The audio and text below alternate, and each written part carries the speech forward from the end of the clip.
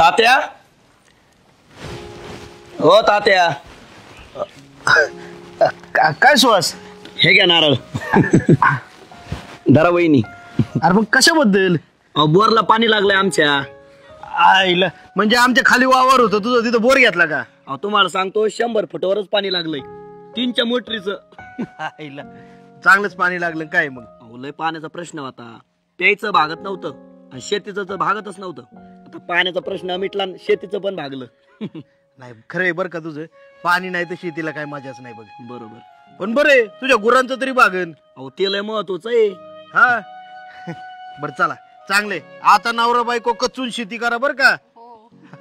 चालते चालते. मग याच्या घेऊन जाऊ. नको नको, सगळ्याला नारळ वाटतो ना.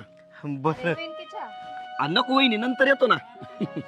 चला मला आहे ना गावात पण जायचंय, मोटर आणावं लागन, पाईप आणावं लागन. हा आता ते एक याप वाढला बघ तुझा. बरं जाऊ दे, जावा. चला येऊ का? हा हा चालते चालते. चल.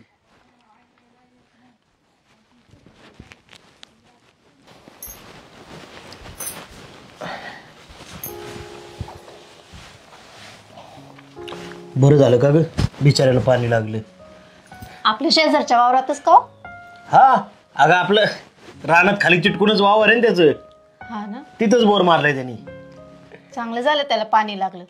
मी काय म्हणते, आपण बी तिथंच बोर मारायचा का? तिथंच म्हणजे तिथं खाली त्याला चिटकून होईल लगेच. अहो त्याला चांगलं पाणी लागले, तसं बी आपल्याला थोडीफार गरज पडतीच ना. अगं आहे खरं मस्त तुझं, पण ते बरोबर नाही ना वाटत असं. आज त्याला पाणी लागलं म्हणून आपण लगेच बोर मारायचं तिथं. अहो नाही म्हणलं तरी गावातली लोक म्हणतच होती की तिथं लय पाणी आहे म्हणून. मग आपण बोर मारलं तर आपल्याला बी लागन पाणी. आपली तशी थोडीफार अडचण असतीच उन्हाळ्यात.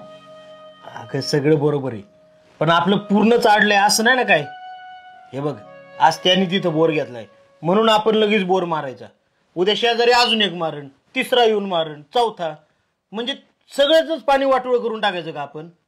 अगं त्याला लागलंय ना पाणी, उलट मला वाटतं आपण तिथं आता भविष्यात बोर न घेतो दुसरीकडे कुठेतरी जागा बघितली पाहिजे. एकाला पाणी लागलं म्हणून सगळ्यांनी पाय वाढणं त्याचं बरोबर आहे का? तुम्हाला ना सांगितलेलं काय कळतच नाही. आपल्याला बी अडचण होती, आपल्याला बी पाणी लागन, तर तुमचं आपलं नुसतं लोकदार्जीनच आहे. अगं मी तसं नाही म्हणत आहे, पण उगीच एखाद्याला नशिबात जे ते आपल्याला असलंच असं नाही. आणि उद्या समज त्याचं पाणी गेलं आणि आपलं गेलं, दुसऱ्याचं गेलं, सगळ्यांनीच वाडादान करण्यात काय अर्थ आहे? उन्हाळ्यात पाणी सगळ्यांनाच कमी पडतं, पण म्हणून ह्याच्या त्याच्या शेजारी बोर नसतो मारायचा. पाण्याचं योग्य नियोजन करायचं म्हणजे पाणी टिकतं. तुम्हाला तर कधी काय ऐकायचंच नाही. करा काय करायचं ते.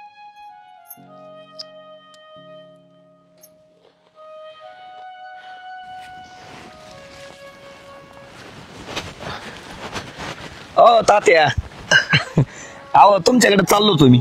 अरे रानातच गेलतो आता, तुझ्यावाला बोर बी बघून आलो बर का. चांगलं पाणी लागले की तुला? अहो लय भारी पाणी लागलंय.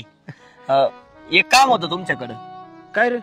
आता हे बघा, माझ्याकडे सगळी 1.5 एकर जमीन आहे. ते काय एका दिवसात भरणं होत आहे, त्याच्यानंतर काय बोर बंदच राहतोय. माझं असं म्हणणं होतं, बोर बंद राहण्यापेक्षा तुमच्या विहिरीत जर पाणी सोडलं तर.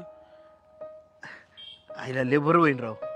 आम्हाला बी आहे ना उन्हाळ्यात पाण्याची अडचण येते बरं का थोडीफार, पण तू जर असं केलं ना आमची पिकच जागते बघ. उन्हाळ्यात सरण आमचा भारी ना. मग चालतंय. मग जमल ना पाणी सोडलं तर? जमन बरं का, पण या काट येऊ काय.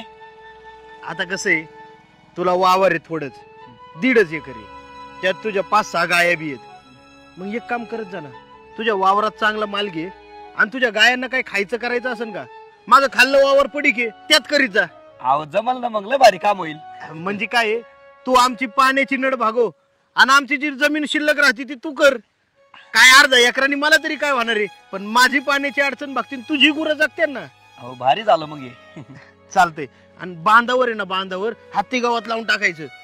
बांध पडीक राहण्यापेक्षा हत्ती गाव तर उभी गुरं जगते तुझी. जमतंय ना?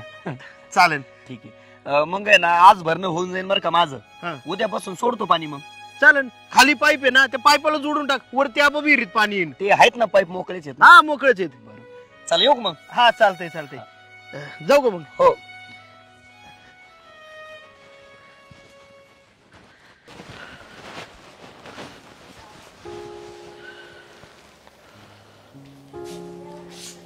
काय हो? आले का बोरची चौकशी करून? आता आपल्याला बोर घेण्याची गरजच नाही पडणार. काय सांगते? मी रानात गेलो होतो, म्हणलं याडा देऊन यावा, पाणी कसं काय बघावा. तिथं श्वास भेटला होता मला. तो मला म्हणला की त्याचं जमीन थोडीच आहे आणि काय त्याचं पाणी देऊन 1-2 दिवसात होतंय. तर तो म्हणला राहिलेले दिवस मी तुमच्या विहिरीमध्ये पाणी सोडू का? म्हणजे काय, तो म्हणला बोर पण चालू राहील आणि तुम्हाला पाण्याची काय अडचण येणार नाही. बघ, तू म्हणत होती ना त्याच्या शेजारी बोर घ्या. अगं असं उतावळं होऊन काही निर्णय नसतात घ्यायचे. आपण मागितलं नाही ना तरी देणारी देव माणसं आपल्याला बरोबर देतात.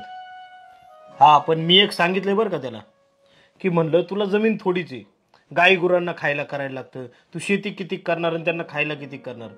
म्हणून मी म्हणलं आमचा 1/2 एकर तुकडा पडीक असतो ना खाली, त्याच्यात तुझ्या गुरांनाच खायला करत जा. म्हणजे काय, त्याचं पण भागल, चाऱ्याचा प्रश्न मिटल आणि आपला पाण्याचा प्रश्न मिटल. आणि बांध जे असतात ना आपले, त्या बांधावर काय होतं, बोरी बाबळी काट्या काही उगवतं. त्याला म्हणलं त्यापेक्षा आहे ना त्या बांधावरती सरळ हत्ती गवत लावून दे. म्हणजे काय, बांध स्वच्छ राहतील आणि त्याच्या गुरांचं खायला होईल आणि बांधाला पण आपलं संरक्षण मिळेल चारी बाजूने. हे बघ, असा विचार करायचा असतो.